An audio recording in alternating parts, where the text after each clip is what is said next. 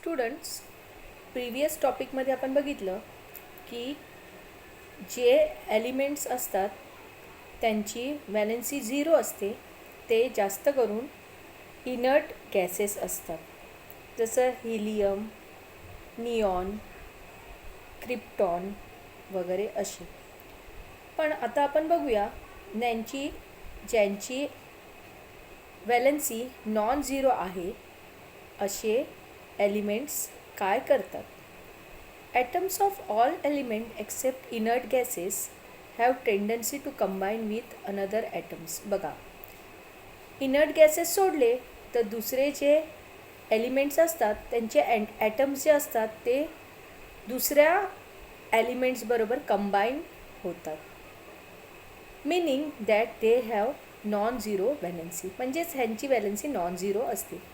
You have seen from the formula of molecule formed by the combination of hydrogen.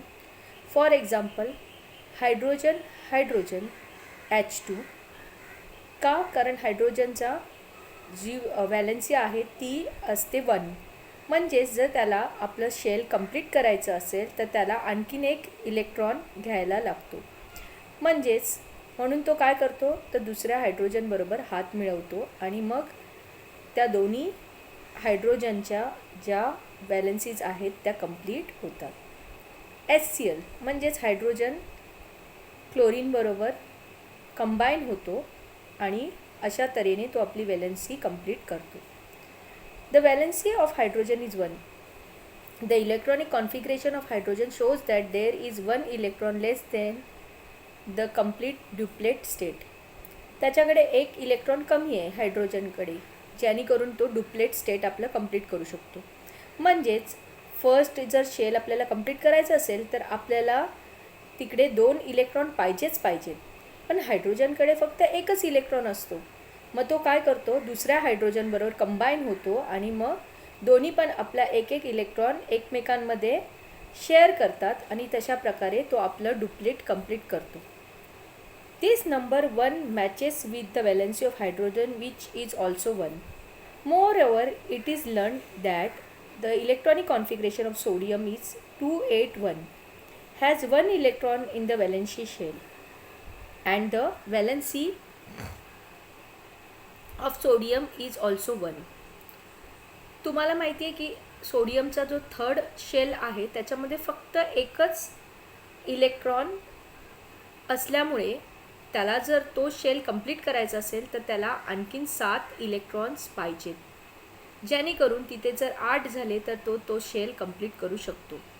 मग sodium काय करतो तर क्लोरीनबरोबर जाऊन कंबाईन होतो.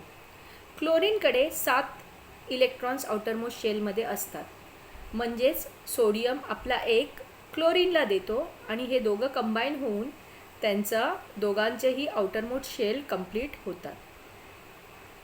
As seen from the molecular formula, NaCl म्हणजेच sodium आणि क्लोराईड, NaH म्हणजे सोडियम आणि hydrogen etcetera. It means that there is some relation between the valency of an element and the number of electron in its valency shell.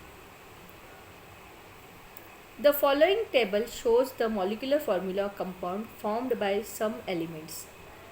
Write the valency of respective elements obtained from them and also the electronic configuration and number of their valency electrons in the empty space.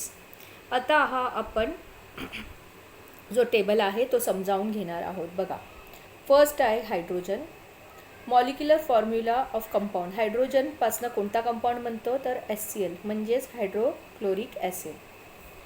Valency 1 आहे. The electronic configuration of element पण 1 आहे. The number of valency electron पण 1 आहे. मग आपण या फॉर्म्युलामध्ये एक्सची किंमत जर 1 घातली तर काय होऊ शकतं तर बघूया आपण. 8 minus 1 is equal to 7. 8 minus 1 is equal to 7. हे आपल्याला इकडे काय मिळालं तर त्याची व्हॅल्यू मिळाली. त्याची व्हॅल्यू आपल्याला इथे मिळाली. नेक्स्ट आपण बघणार आहोत तो कंपाऊंड आहे Ne.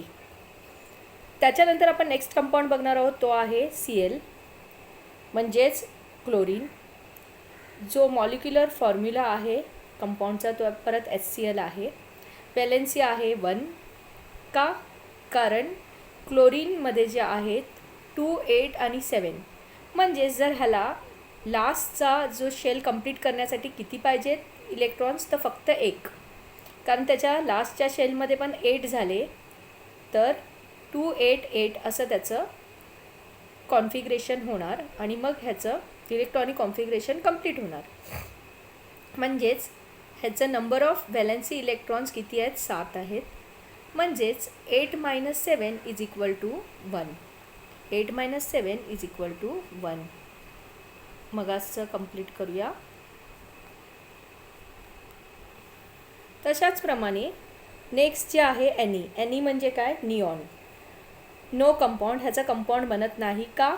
कारण ह्याला व्हॅलेन्सीच नाही आहे. कारण त्याच्या फर्स्ट जो त्याचं इलेक्ट्रॉनिक कॉन्फिगरेशन काय असतं? 2 आणि 8. त्यामुळे ह्याचे जे ऑर्बिट्स आहेत किंवा शेल्स आहेत ते कंप्लीट असल्यामुळे तो कंपाऊंड बनवत नाही. त्यामुळे त्याची व्हॅलेन्सी इलेक्ट्रॉन्स पण नाही आणि त्यामुळे इथे त्याचा व्हॅलेन्सी फॉर्म्युला पण नाही. त्याच्यानंतर आहे फ्लोरॉन. HF हायड्रोफ्लोरिन हे बनतं. त्याच्यानंतर व्हॅलेन्सी ऑफ एलिमेंट्स याची तुम्हाला लिहायची आहे. त्याच्यानंतर Na, NaH, Mg म्हणजे मॅग्नेशियम, Na म्हणजे सोडियम, C म्हणजे कार्बन, Al म्हणजे ॲल्युमिनियम. या सगळ्याचं तुम्हाला काय करायचं आहे तर गुगलवरती ह्याचे व्हॅलेन्सी एलिमेंट्स शोधून हे टेबल कंप्लीट करायचं आहे. This is your homework. So I think you must have understood this table. So you have to complete the remaining table.